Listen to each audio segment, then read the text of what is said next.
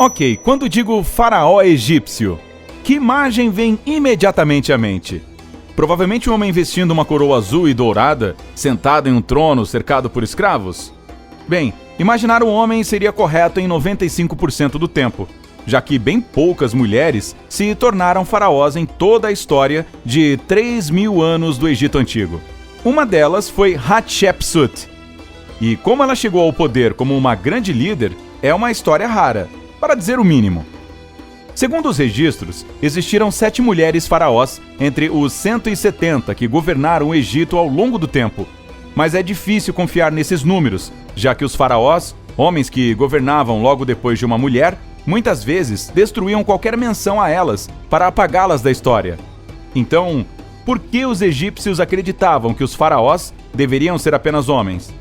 Bem, esses reis não eram apenas chefes de estado, mas também considerados representantes das divindades Horus, Osíris e Amon no mundo humano. Essas divindades eram todas do sexo masculino, e os egípcios acreditavam firmemente que o faraó, como mediador entre esses dois mundos, só poderia ser também um homem. Até mesmo a mera ideia de uma mulher faraó era considerada totalmente antinatural.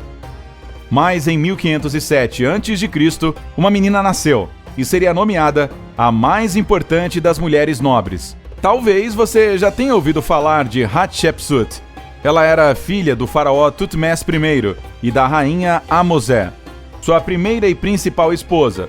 Quando o pai faleceu, Hatshepsut passou a ser a mais legítima concorrente ao trono. Mas ela não aguentou. O faraó deveria ser um homem. Então, o meio-irmão de Hatshepsut, Tutmés II, tornou-se oficialmente o novo governante do Egito, e os dois se casaram. Eu sei, isso imediatamente me tira um também. Mas você tem que lembrar que manter o casamento dentro da família era uma prática comum no Egito Antigo. Além disso, talvez a jovem esperta soubesse que agora ela estava muito mais perto do trono e que, eventualmente, ele poderia vir a ser seu. Mas até então, ela governaria ao lado do faraó. De fato, há teorias de que foi principalmente a mão dela que conduziu o país através de seu marido-irmão. E quando ele morreu, alguns anos depois, a mesma pergunta surgiu novamente: quem será o novo chefe de Estado? É aqui que começa a parte mais interessante da história. A brilhante diplomática Hatshepsut, que provavelmente acreditava ter nascido para ser filha e esposa de 2 reis, estava determinada a conseguir o que era dela por direito.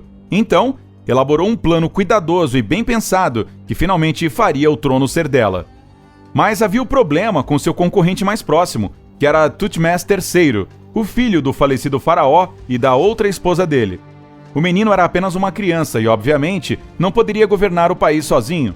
Assim, Hatshepsut aproveitou-se da situação e nomeou a si mesma como regente.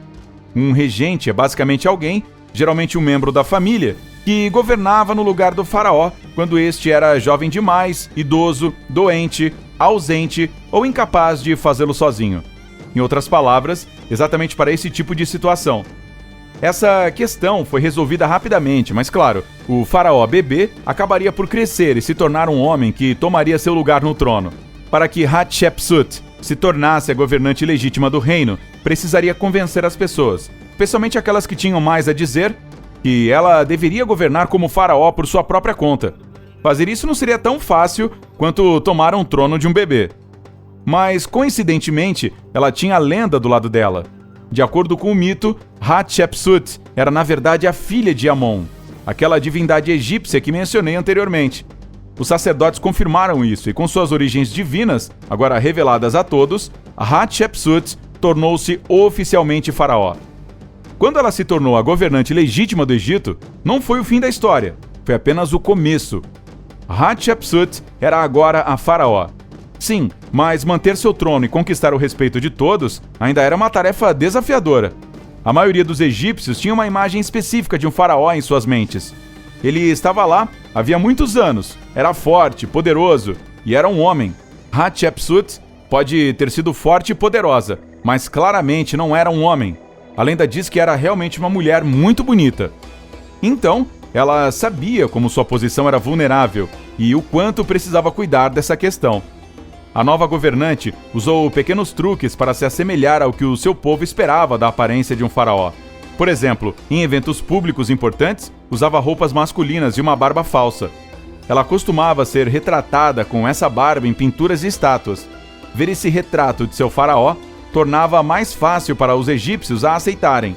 Hatshepsut também tentou usar o nome de seu pai para mostrar que sua autoridade era legítima, alegando que ele a havia apontado como seu sucessor, e não ao seu irmão recém-falecido. Mas o que provavelmente a legitimou como faraó, mais do que a lenda de seu nascimento, o disfarce masculino e todo aquele movimento, foram provavelmente suas ações. Elas certamente falaram mais alto que palavras e barbas falsas. Hatshepsut acabou sendo uma das governantes mais bem-sucedidas do Egito e a líder feminina que mais tempo reinou. Sob sua mão, o Egito Antigo cresceu e prosperou. A governante se concentrou mais em desenvolver seu próprio país em vez de expandi-lo, conquistando novas terras. No entanto, vale a pena mencionar que ela também teve algumas vitórias territoriais no exterior. Mas como faraó, Hatshepsut estava mais preocupada com a construção doméstica. O número de projetos de restauração de prédios e monumentos que ela lançou foi incrível. Ao seu comando, uma série de obeliscos foi erguida no complexo do templo de Karnak. Durante seu tempo, eram os mais altos do país. Na verdade, um dos obeliscos gêmeos na entrada do templo ainda está de pé, então você pode fazer uma visita se por acaso for viajar pelas margens do Nilo em Luxor, no Egito. Depois, houve também o Palácio de Maat, no complexo de Karnak. Suas paredes foram cobertas de relevos lindamente esculpidos com as figuras de Hatshepsut e Thutmose III. O magnífico palácio retangular tinha um grande salão central, com um lugar para o tradicional barco cerimonial egípcio. Mas a construção mais impressionante do governo de Hatshepsut foi o templo em Deir el-Bahari. Seu nome original pode ser traduzido como o mais sagrado dos lugares sagrados. Este local é considerado uma das maravilhas arquitetônicas do Egito Antigo, e foi também onde ela foi enterrada. Suas paredes retratam a história de seu nascimento lendário. Trata-se de um lugar que certamente vale a pena conferir. Quanto aos sucessos de Hatshepsut no exterior, seu principal triunfo foi a viagem ao reino de Punt. Essa jornada marítima foi uma tarefa importante em um momento em que as viagens de barco estavam longe de ser avançadas ou até mesmo seguras. Acredita-se que Punt ficasse localizado em algum lugar perto das atuais Eritreia, Etiópia ou Somália, mais abaixo do Mar Vermelho. Não houve conquista ou algo assim, apenas uma troca amigável entre as nações. Veja, as relações com o reino de Punt tinham sido perdidas cerca de 200 anos antes do governo de Hatshepsut. Era importante se reconectar com esse estado, porque Punt se tornaria um grande parceiro comercial nos anos seguintes, aumentando assim a riqueza do Egito. Hatshepsut teve sucesso nessa tarefa e as relações das duas grandes nações foram restauradas. Os egípcios voltaram da campanha com barcos cheios de produtos raros, como ébano, mirra fresca, ouro e outros itens importantes e luxuosos. Nenhum faraó havia sido tão bem sucedido em Punt antes e nem mesmo depois de Hatshepsut. Seu próspero reinado durou mais de 2 décadas até sua morte, cerca de 22 anos depois de assumir o trono. Thutmose III, agora não mais a criança de antes, tornou-se o novo governante. Os historiadores acreditam que ele deve ter ficado realmente ofendido com sua madrasta tia governando em seu lugar, já que tentou ao máximo apagar a imagem dela da história. O nome da rainha foi excluído da lista de faraós do Egito e seus retratos foram destruídos. Mas Hatshepsut era esperta e provavelmente esperava que algo assim acontecesse.